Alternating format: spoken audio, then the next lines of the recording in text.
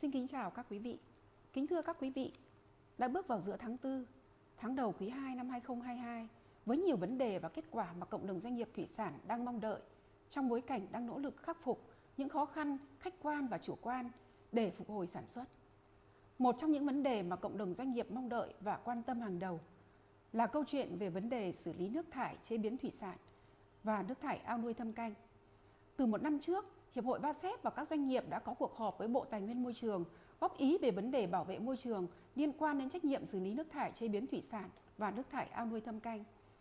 Cuộc họp ngày 8 tháng 4 năm 2021 được cộng đồng doanh nghiệp và đại diện Bộ Tài nguyên Môi trường ghi nhận, đánh giá cao những kết quả đã đạt được.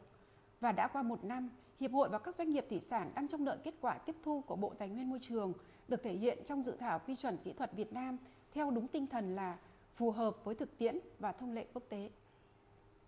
Thưa quý vị, ngay đầu tháng 4 năm 2022 này, cộng đồng doanh nghiệp thủy sản thực sự thở phào sau khi nhận được văn bản số 807 của Bộ Khoa học và Công nghệ phản hồi cho Hiệp hội VASEP về tính hiệu lực của một nội dung quan trọng nằm trong thông tư số 05/2019 của Bộ Khoa học Công nghệ hướng dẫn về vấn đề ghi nhãn hàng hóa. Do đặc thù và thông lệ của ngành hàng thủy sản, nhiều lô nguyên liệu thủy sản được nhập khẩu dưới dạng hàng xô, hàng xá, không có bao bì. Đó là bất cập đối với việc ghi nhãn từ trước năm 2019, nay được điều chỉnh áp dụng ghi nhãn hàng hóa theo thông tư 05/2019 của Bộ Khoa học Công nghệ. Tháng 4, bắt đầu quý 2 2022 cũng là tháng đặc biệt mong đợi của hàng trăm doanh nghiệp có nhập khẩu nguyên liệu thủy sản. Đây là thời điểm Bộ Nông nghiệp và Phát triển Nông thôn tiếp thu và sửa đổi bổ sung một số điều của thông tư số 26/2016, thông tư số 36 năm 2018 của Bộ Nông nghiệp và Phát triển Nông thôn quy định về kiểm dịch động vật, sản phẩm động vật thủy sản. Nội dung quan trọng nhất mà Hiệp hội đã báo cáo và kiến nghị trong suốt 3 năm qua đã được Bộ tiếp thu và được Văn phòng Chính phủ truyền đạt ý kiến chỉ đạo của Phó Thủ tướng Lê Văn Thành tại văn bản số 762 ngày 29 tháng 1 năm 2022, đó là bãi bỏ quy định kiểm dịch đối với nhập khẩu thủy sản đông lạnh dùng làm thực phẩm để sản xuất xuất khẩu và gia công xuất khẩu, không tiêu dùng trong nước.